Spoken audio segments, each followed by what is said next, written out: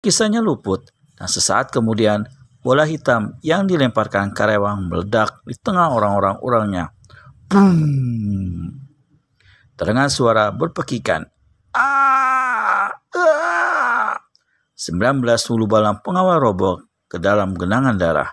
Darah mereka bercampur bau dengan darah busuk itu. 5 hulu balang darah terjungkal dan ikut jadi korban. Dengan demikian, yang tinggal kini cuma 9 orang hulu balang darah dan 21 orang hulu balang pengawal. Bukan alang kepala marahnya hulu balang darah ke-1 melihat korban-korban yang berjatuhan di pihaknya. Kalau tidak aku pecahkan kepalamu detik ini juga, biar aku berhenti jadi manusia.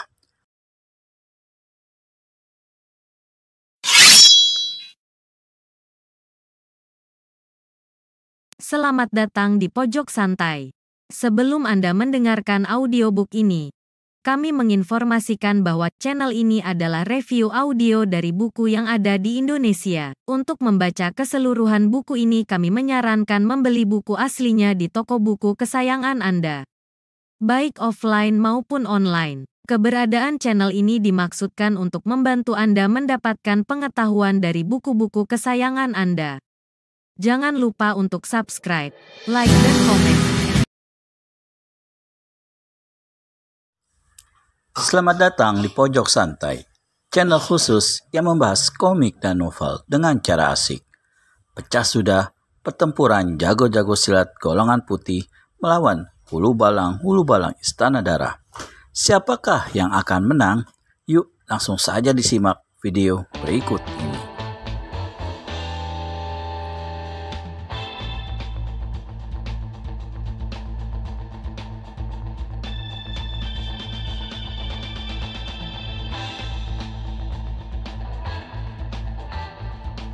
Semua orang cepat menyingkir ke atas puing karang datar di atas mana Karewang alias si pemusnah iblis duduk.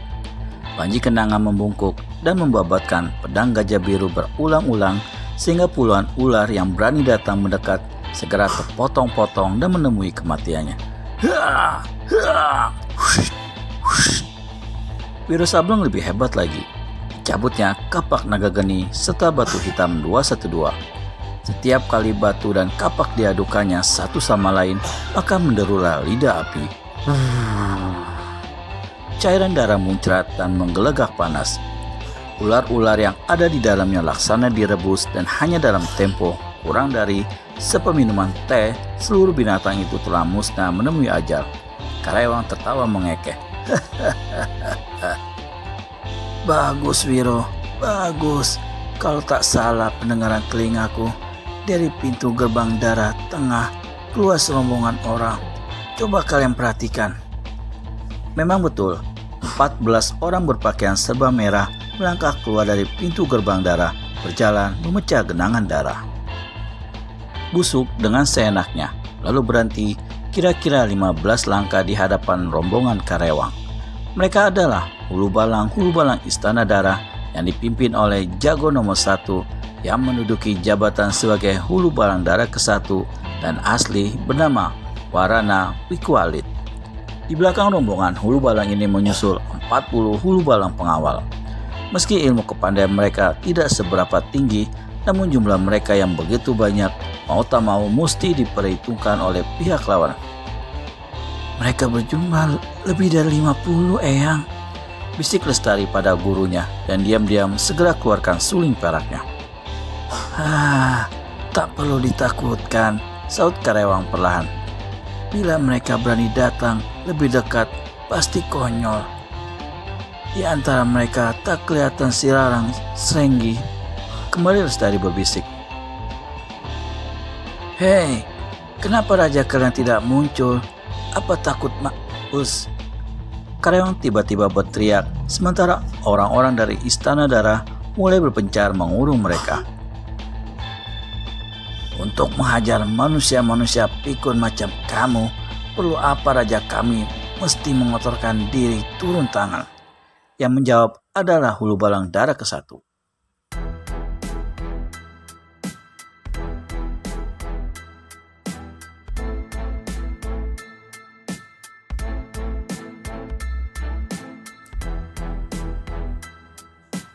Karewang yang mengenal suara itu kembali membuka mulut.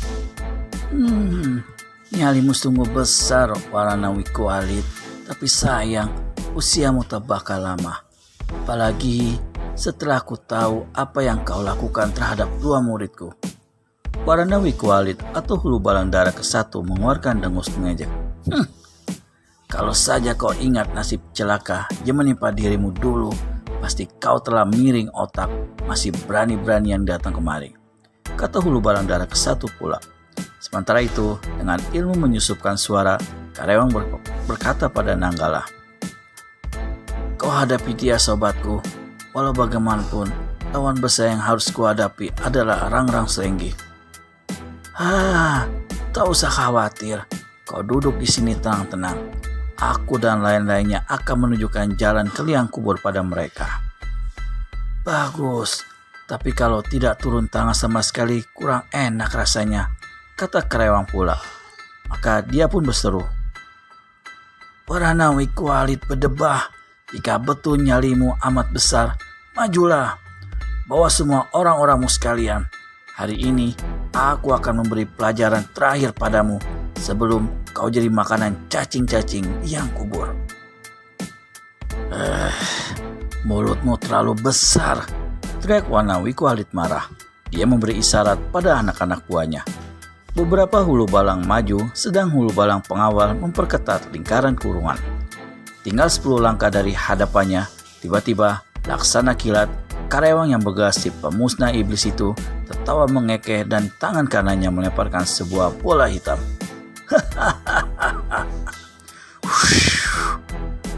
Lekas menyingkir, teriak Hulu Balang Dara ke-1 begitu melihat bola peledak melayang di udara. Tangan kanannya dihantamkan ke atas. Maksudnya hendak memukul hancur senjata maut itu sebelum meledak di antara orang-orangnya. Tapi dari arah angin suara gerakannya, Karewang cukup tahu apa yang dilakukan lawan. Segera ia mengirimkan satu pukulan tangan kanan ke arah dada lawannya dan memaksa Hulu Balang Dara ke-1 melompat ke samping. Tangkisannya luput dan sesaat kemudian bola hitam yang dilemparkan Karewang meledak di tengah orang-orangnya. Terdengar suara berpekikan. 19 hulu balang pengawal roboh ke dalam genangan darah. Darah mereka bercampur bau dengan darah busuk itu. 5 hulu balang darah terjungkal dan ikut jadi korban.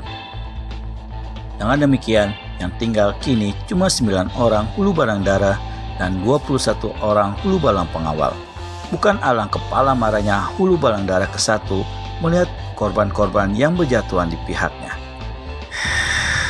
Kalau tidak aku pecahkan kepalamu detik ini juga, biar aku berhenti jadi manusia, teriak Warana Wikualit lalu sambil melompat dia kirimkan 2 pukulan hebat sekaligus.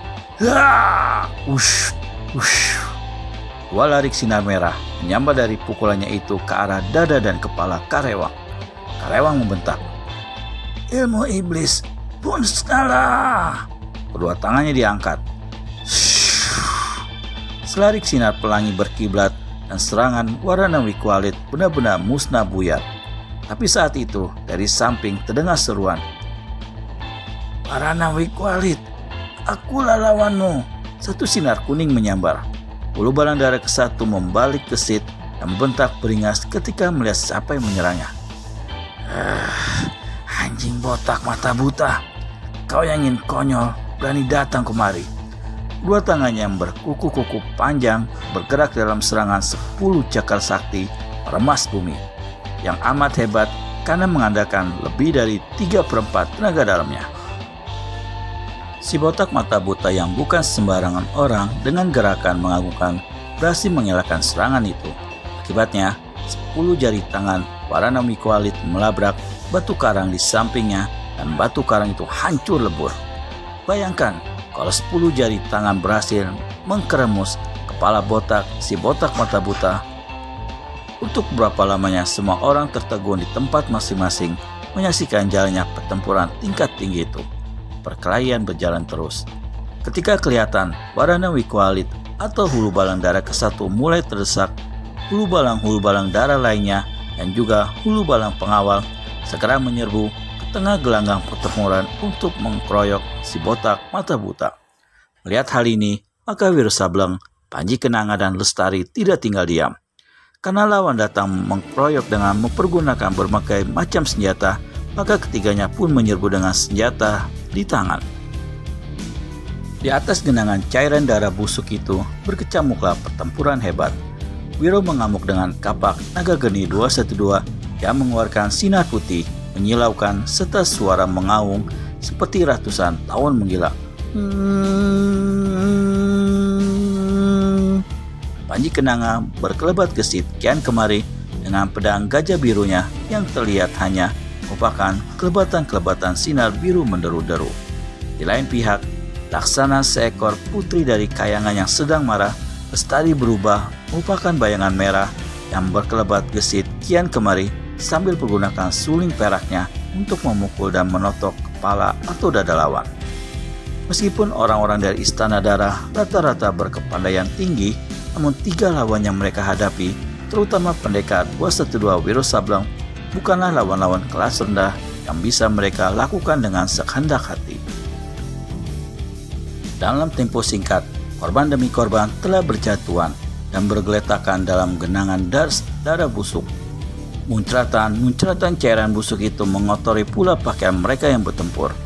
3 kali peminuman teh berlalu, dan saat itu kelihatanlah bahwa hanya hulu balang darah kesatu sajalah yang tinggal sendirian berhadapan dengan si botak mata buta. Bagaimana kelanjutan keseruan pertempuran ini? Temukan jawabannya di video selanjutnya hanya di channel Pojok Santai. Segera subscribe dan tekan tombol lonceng untuk mendapat notifikasi video terbaru dari kami. Terima kasih dan sampai bertemu kembali.